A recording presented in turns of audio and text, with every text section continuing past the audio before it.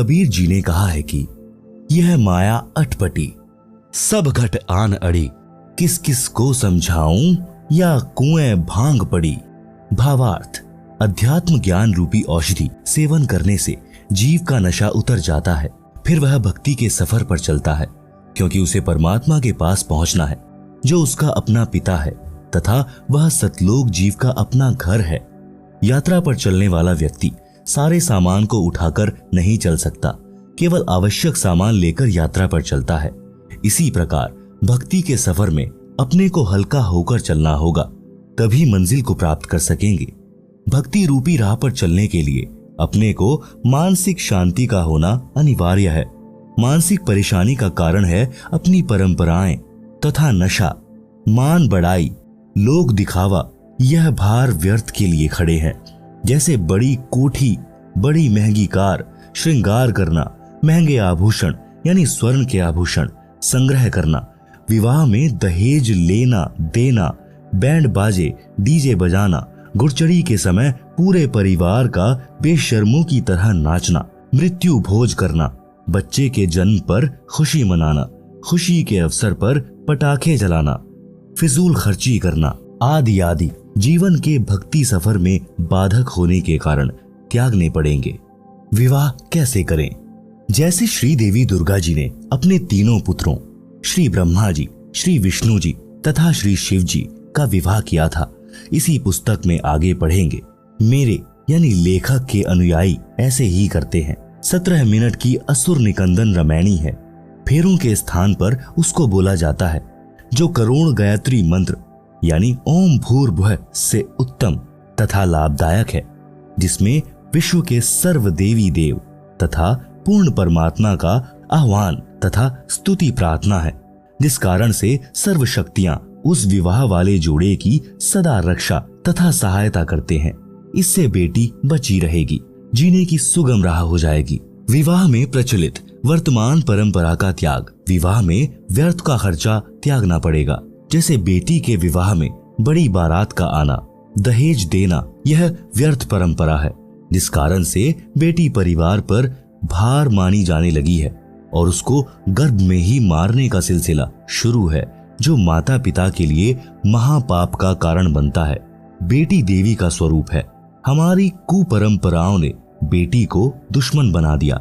श्री देवी पुराण के 3 स्कंद में प्रमाण है कि इस ब्रह्मांड के प्रारंभ में तीनों देवताओं श्री ब्रह्मा जी, श्री विष्णु जी तथा श्री शिव जी का जब इनकी माता श्री दुर्गा जी ने विवाह किया, उस समय न कोई बाराती था, न कोई भाती था, न कोई भोजन भंडारा किया गया था, न डीजे बजा था, न कोई नृत्य किया गया था। श्री दुर्गा जी ने अपने बड़े पुत्र श्री ब्रह्मा जी से कहा कि हे ब्रह्मा, यह सावित्री नाम की लड़की तुझे तेरी पत्नी के रूप में दी जाती है, इसे ले जाओ और अपना घर बसाओ। इसी प्रकार अपने बीच वाले पुत्र श्री विष्णु जी से लक्ष्मी जी तथा छोटे बेटे श्री शिव जी को पार्वती जी को देकर कहा कि ये तुम्हारी पत्नियां हैं, इनको ले जाओ और अपना अपना घर बसाओ। तीनों अपनी अपनी पत्नियों को लेकर अपने अपने लोक में चले गए, जिससे विश्व का विस्तार हुआ। शंका समाधान। कुछ व्यक्ति कहते हैं कि पार्वती जी की मृत्यु हो गई थी। उस देवी का पुनर्जन्म राजा दक्ष के घर हुआ था। युवा होने पर देवी सती यानी पार्वती जी ने नारद के बताने के पश्चात श्री शिव जी को पति बनाने का दृढ़ संकल्प कर लिया और अपनी माता जी के माध्यम से अपनी इच्छा पिता दक्ष को बताई। तो राजा दक्ष ने कहा कि वह शिव जी मेरा दामाद बनने योग्य नहीं है, क्योंकि वह नग्न रहता है, केवल एक मृग छाल पर्दे पर बांधता है, शरीर पर राख लगाकर भांग के नशे में रहता है, सर्पों को साथ रखता है। ऐसे व्यक्ति से मैं अपनी बेटी का विवाह करके जगत में हंसी का पात्र नहीं बनूंगा। परंतु देवी पार्वती भी जिद की पक्की थी। उसने अपनी इच्छा श्री शिवजी के पास भिजवा दी और कहा कि मैं आपसे विवाह करना चाहती हूँ। राजा दक्ष ने पार्वती जी का विवाह किसी अन्य के साथ निश्चित कर रखा था। उसी दिन श्री शिव जी अपने साथ हजारों की संख्या में भूत प्रेत, भैरव तथा अपने गणों को लेकर विवाह मंडप पर पहुंच गए। राजा दक्ष के सैनिकों ने विरोध किया। शिव की सेना और दक्ष की सेना में युद्ध हुआ। पार्वती ने शिव जी को वरमाला पहना दी। पार्वती को बलपूर्वक लेकर श्री शिवजी कैलाश पर्वत पर अपने घर ले गए। कुछ व्यक्ति कहते हैं कि देखो, श्री शिवजी भी भव्य बारात लेकर पार्वती से विवाह करने आए थे, इसलिए बारात की परंपरा पुरातन है, इसलिए बारात बिना विवाह की शोभा नहीं होती। इसका उत्तर यह है कि यह विवाह नहीं था, यह तो प्रेम प्रसंग था। श्री शिवजी बारात नहीं, सेना लाए थे, पार्वती को बलपूर्वक उठाकर ले जाने के लिए। विवाह की पुरातन परंपरा श्रीदेवी महापुराण के 3 स्कंद में है, जो ऊपर बता दी है। बेटियों तथा बेटों को चाहिए कि अपने माता पिताजी की इच्छा अनुसार विवाह करें। प्रेम विवाह महाक्लेश का कारण बन जाता है। जैसे भगवान शिव जी और पार्वती जी का किसी बात पर मनमुटाव हो गया। शिवजी ने पार्वती जी से पत्नी व्यवहार बंद कर दिया तथा बोलचाल भी बंद कर दी।